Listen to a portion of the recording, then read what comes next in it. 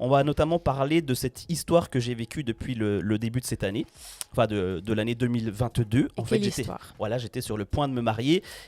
Et mon ex s'est barré un mois avant le mariage. On va en reparler d'ici quelques instants. En fait, le but de ce témoignage, c'est aussi de vous montrer qu'on peut se relever d'une aventure amoureuse qui finit mal. Alors là, vous n'êtes pas prêts parce que c'est digne d'un film. Ok, Laurent, alors moi, il faut savoir que je ne suis pas au courant de tout, donc je vais aussi en découvrir en partie avec vous.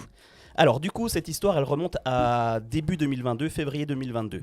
J'ai décidé de donner des pseudos donc, aux personnes dont je vais parler pour éviter tout problème. Donc mon ex, on va l'appeler, alors je sais plus, c'était Chloé. Tu me feras penser. Chloé. Chloé. Hi Chloé. Et puis le copain dont on va parler, on va l'appeler Marco le poteau. Donc on va revenir en février 2022, là où ma copine de l'époque, donc Chloé, exactement, tu t'en souviens bien, qui s'est rapprochée d'un mec à son travail, donc Marco le poteau. J'allais dire Marco Polo, Marco le poteau. Exactement. Et en fait, elle était souvent sur son téléphone, enfin on vivait ensemble, ça faisait 4 ans qu'on était ensemble, elle était toujours sur son téléphone en train de prendre des nouvelles, de discuter, etc. etc. Ouais. Elle me parlait souvent de ce gars en question. Donc à la maison, quand elle rentrait, elle dit « Ah, Marco le poteau, machin, machin ». J'en entendais toujours parler. Okay. Et puis, au bout d'un moment, ça commençait à m'agacer un petit peu. Ce qui peut être normal. Là, tu dis anguille sous roche. Exactement. Ouais, je comprends. Et en fait, en février... Tu l'avais jamais rencontré ? Qui ? Marco le poteau, là ? Ouais. Jamais. Okay, tu vas voir dans la suite de l'histoire que nous allons nous rencontrer. Et je lui dis, bah, tu m'en parles un peu beaucoup, etc. Elle, donc mon ex, Chloé, a perdu quelqu'un de très proche à cette période-là. D'accord, donc elle était en plein deuil. Elle me dit, tu comprends, Marco le poteau, là, il est exactement dans la même situation que moi. Du coup, on se rapproche, on se comprend, on se parle beaucoup, etc. Okay. Du coup, là, je comprends. Je me dis, bah voilà, ils ont vécu la même chose. Je vais les laisser échanger sur ce sujet. Bienveillant. Voilà, exactement, bienveillant. Dans un même temps, il y a Marie, donc qui intervient une semaine sur 2 à ta place. Oui. Voilà, qui est ma meilleure amie, qui est psychopraticienne également, et je lui ai demandé des conseils en tant qu'amie, mais aussi en tant que psy. Bien sûr. Et elle me dit, tu sais, à cette période délicate, il faut savoir aussi laisser la personne qui vit un deuil se confier à d'autres personnes, donc à d'autres oreilles. Tu n'es peut-être pas la mieux placée pour entendre ce qu'elle vit. Ok, ouais, un œil extérieur, quelqu'un, ok. Voilà. Pas dans l'intimité, ouais. Et ça, j'en voudrais jamais à Marie, hein, puisque je le comprends totalement. Quand tu vis un deuil, tu as besoin d'aller voir d'autres personnes pour en parler, quoi. Donc, je les laisse se voir régulièrement au travail, elles continuent à m'en parler, etc., etc. Et je prends beaucoup sur moi, puisque ça dure des semaines, voire des mois. Donc, ces échanges de messages et tout ça. Et après, je me dis, elle a vécu un deuil. Ça dure forcément longtemps. Donc je voulais préciser également que dans cette histoire, je n'étais pas jaloux du tout. Donc c'est la première fois dans ma vie, je pense, que je ne ressens pas de jalousie et que je fais confiance à la personne à 100%. J'ai oublié un détail très très important. C'est qu'entre le mois de février et le mois de juin, un jour elle est rentrée du travail et elle me dit « Tu sais pas quoi, j'ai appris que Marco le poteau était homosexuel ». Ah, ok. Et ça va faire toute la différence dans la suite de l'histoire. Ouais. Donc, Marco le poteau est homosexuel. Yes. Et là, quand elle me dit ça, je me dis cool. Bah ouais. Bah oui, ça enlève tous mes doutes. Et je sais maintenant que c'est une relation saine entre elle et un copain dont a priori, il devait rien se passer. Voilà, bah oui. exactement. Donc là, on va faire un bond dans le temps. On va passer de février à juin. Yes. Donc là, tu disais, t'étais pas jaloux du tout. Pas jaloux du tout. Donc là, on arrive au mois de juin. Ok. Ça continue toujours, hein, les petits messages, les trucs comme ça, et je laisse faire, etc. Mais ça commence à bien m'agacer quand même. Okay. Parce que je me dis, voilà, le deuil, c'est quelque chose, mais j'existe aussi, tu vois. Ensuite, en juin, je dois partir du côté de Paris. C'est un vendredi ou un jeudi, je sais plus. Elle voulait m'emmener au train. Quand je rentre chez moi, je vois derrière la porte son sac à elle qui est prêt également. Et je me dis, c'est quand même plutôt louche. C'est moi qui pars en voyage. La ruse n'est pas finaude, hein. Je pars en voyage, mais elle a son sac qui est prêt aussi. Donc je lui dis, comment ça se fait, enfin c'est quoi ce sac? Elle me dit, j'ai pris mon après-midi, mon vendredi après-midi, et Marco le poteau, il travaille pas non plus vendredi. Oh mais quelle coïncidence incroyable. Dans ma tête, je me dis, c'est quand même un hasard, quoi. Un hasard hasardeux.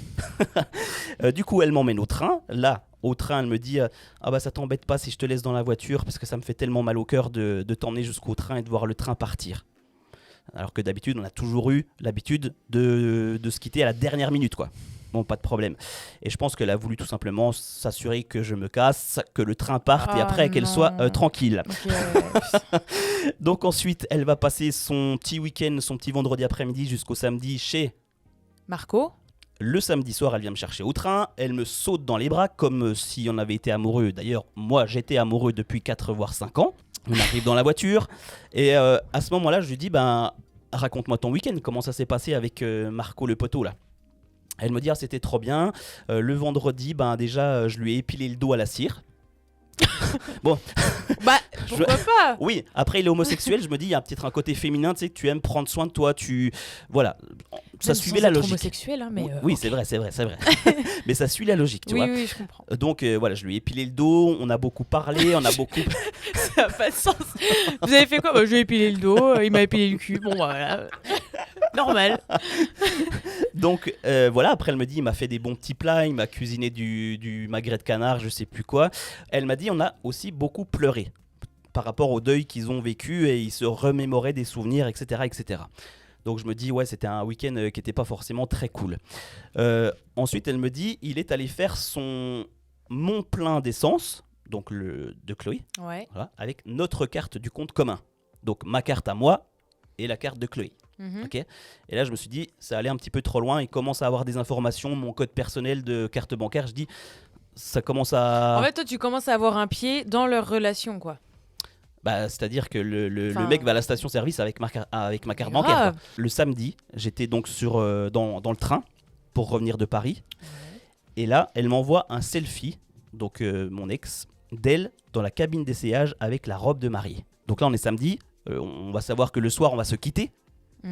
Et le jour même, elle m'envoie un selfie d'elle avec la robe de mariée dans la cabine d'essayage. Parce qu'en fait, on est en plein préparatif de mariage. Okay. On se marie le 23 juillet. On est le 20 juin, il reste plus qu'un mois avant le mariage et elle est en train de se prendre en photo, en selfie dans la cabine d'essayage. Voilà. On arrive donc chez moi avec elle qui est venue me chercher au train, etc. On va se coucher. Et là, dans le lit, elle me dit je sais pas, j'ai l'impression qu'il va se passer quelque chose au travail ou je sais pas. Et moi, le premier truc qui me vient à l'idée, c'est tu veux plus te marier. C'est le premier truc que tu poses et tu t'attends à ce qu'elle te dise si, évidemment que je veux me marier. Ouais. Et là, elle me sort non, je ne veux plus me marier. Donc là, on a à 3 semaines du mariage. Donc elle me dit non, je ne veux plus me marier. Donc moi, je m'assieds dans le lit. Je lui dis, tu peux me répéter, pour être sûr que j'ai bien entendu. Comme ça, au lit, lumière éteinte. On était sur le point d'aller dormir, effectivement. Wow. Ouais. Ok. Donc là, je lui dis, est-ce que tu peux vraiment me répéter, c'est une blague ou pas? Et là, elle me dit, non, je ne veux plus me marier. Et là, moi, tout s'effondre sous mes pieds. Juste, oui. Qui a demandé l'autre en mariage? C'est moi. Ok.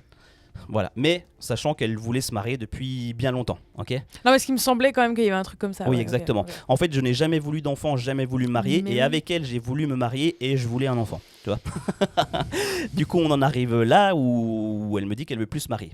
Allez. Donc là, on en est dans la nuit où tout s'écroule sous mes pieds, ok? Ça y est, t'as la nouvelle. Et là, j'ai bien compris que le mariage, c'était mort, ok? Du coup, je prends l'alliance que je vais mettre directement à la poubelle. Mais là, moi, j'ai pleuré tout ce que je pouvais. D'habitude, quand je pleure, j'ai la gorge qui est un petit peu serrée, mais ça n'arrive pas à sortir. Ouais. Là, j'ai fondu en larmes. Enfin, pour moi, j'étais au bout de ma vie. C'est un truc qu'on préparait depuis 1 an. La semaine d'avant, on faisait le plan de table du mariage. Enfin, tout était concret. On avait tout. On avait le traiteur, le photographe, tout. Et là, aujourd'hui, j'en parle parce que je m'en fous complètement. Et justement, le but, c'est vous montrer qu'on peut se relever d'épreuves comme ça, quoi. Donc, moi, je pleure pendant bien une vingtaine de minutes. Elle vient vers moi et à aucun moment, elle met sa main genre sur mon épaule, ça va aller, etc. On peut le dire, rien à branler en fait. Mais on peut le dire. Non. Et du coup, elle me regarde comme ça, comme si c'était normal. Ouais, alors là, tu découvres son autre personnalité en fait. Ouais, mais attends, vous avez pas. Voilà. Vous savez pas tout là. C'est encore pas fini là. Accrochez vos slips. Ok. Donc là, je prends sur moi, je me calme. Et à un moment, je lui dis, viens. Je lui mets un coup de boule quoi. Pas de violence. Et là, du coup, je vais vers elle et on commence à parler. Je lui dis, ben honnêtement, dis-moi ce qui va pas, dis-moi ce que vous dites avec Marco le poteau là, quand vous pleurez, qu'est-ce qui va pas? Elle me dit, ah tu comprends, j'ai pas fait le deuil de la personne en question, ça va pas du tout, quand je prends la route, j'ai envie de me foutre dans un arbre.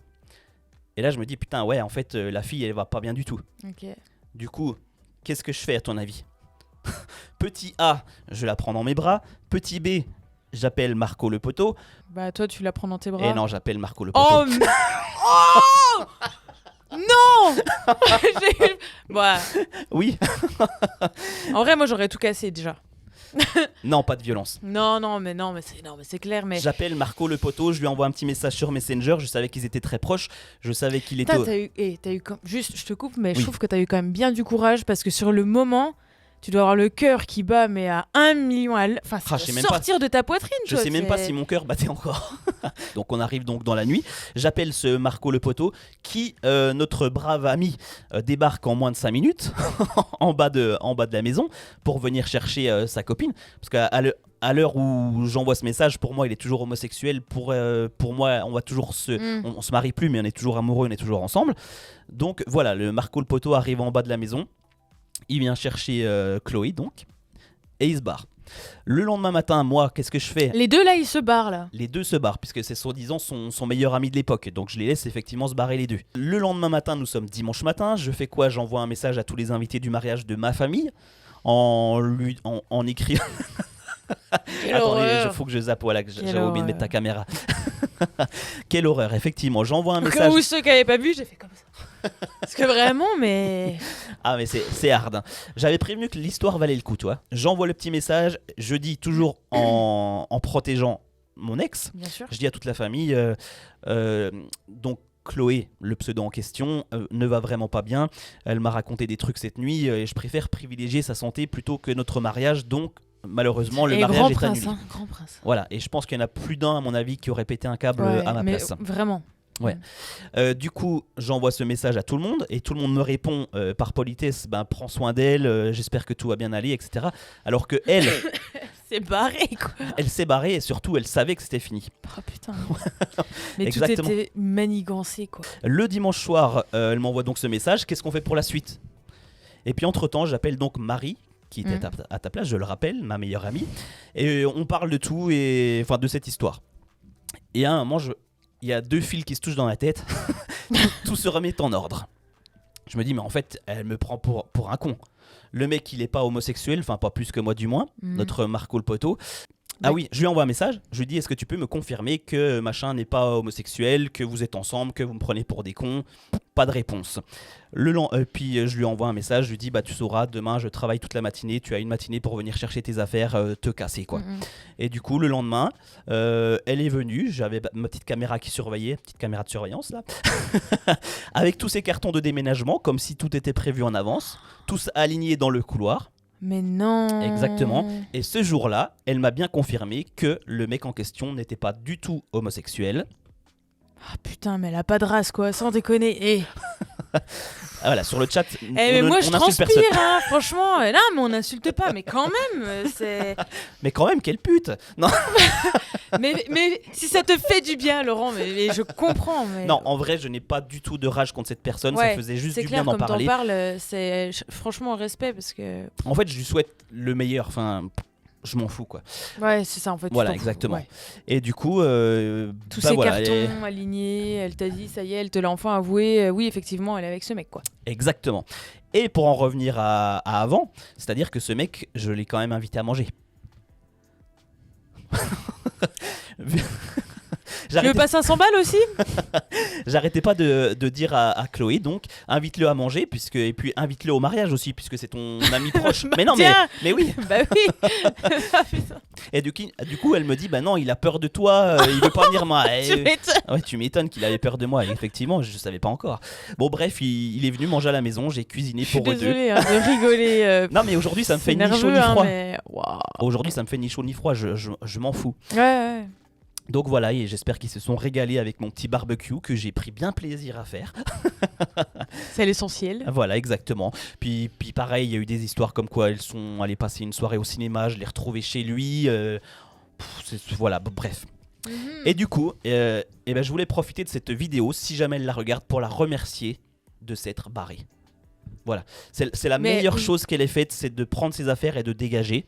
Parce que moi aujourd'hui, avant le mariage et autre chose quoi. Avant le mariage, quelques semaines après, j'apprends qu'elle est enceinte. Heureusement pas de moi.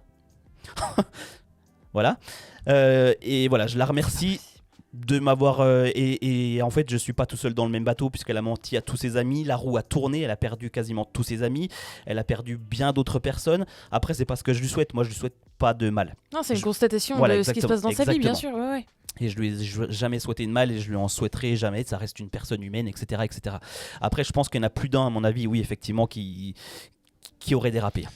Donc voilà, tout ça pour dire que malgré une déception amoureuse à 1 mois de mariage après 4 ans, 5 ans de relations communes, eh bien on peut passer à autre chose puisqu'en fait la vie elle est très courte, il faut en profiter. Moi j'ai plein de projets à côté et je m'épanouis dans plein d'autres choses. Ça c'est bien. T'es heureux de ce que tu fais, des choses que tu fais chaque jour. Et je me dis si elle n'était pas partie, ça se trouve je vivrais pas la moitié de ce que j'ai vécu tout au long de l'année dernière. Ouais, c'est possible. Et quand à la nouvelle année, on m'a dit passe une bonne année, une meilleure que 2022. Et je dis à tout le monde, mais en fait, l'année 2022, elle était trop bien. J'ai souffert pendant 2 mois, ça a été très très dur. Je suis parti en vacances 1 semaine tout seul. Et là, je me suis dit, en fait, il faut vivre pour soi. J'ai passé 1 semaine trop bien. Je me suis surpassé en faisant des via ferrata, en faisant des randonnées, etc. Et voilà. Pourquoi tu me regardes comme ça ? Parce que je trouve ça trop bien. C'est hyper inspirant, c'est trop cool. Voilà, cette réaction, elle est géniale.